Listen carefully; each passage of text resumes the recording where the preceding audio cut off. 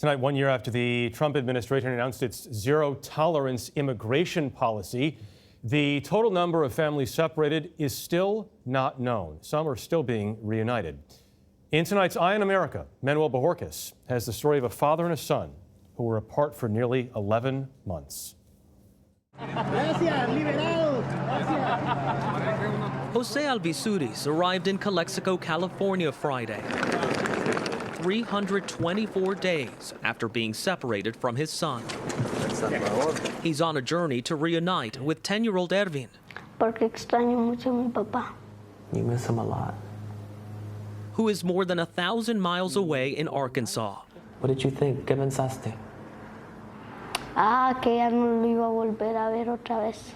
That you wouldn't see him again. They left Guatemala in May of last year after Jose says they received death threats from gangs that control their town. Have you been counting down the days? Sí. We spoke with Jose in San Diego before the next part of his trip. You wanted to both go back together if you were deported. But what happened? Después, un oficial. Once in custody, he says, an officer approached me. They gave me 5 pages and told me to sign. I explained I couldn't speak or read English. No one was explaining to you what you were signing? Sí, no, yo traté. No, I didn't know because everything was in English, he says.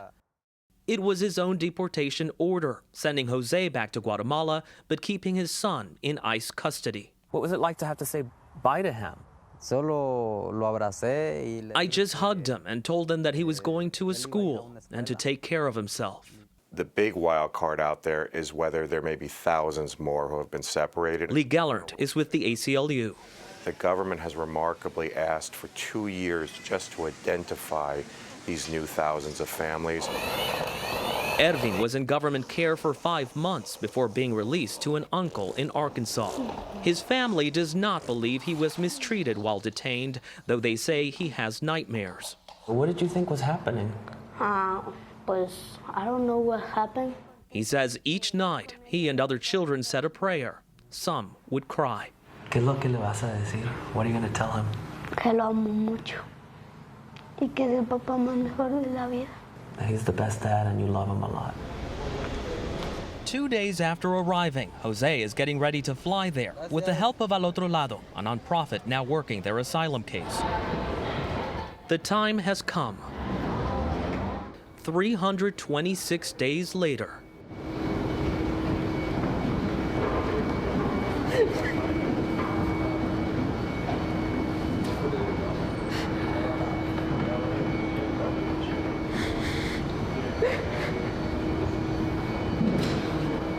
Mi intención no fue venirte a matar un hijo. Yo ya te expliqué fue lo que pasó. Pero gracias a Dios estamos otra vez juntos.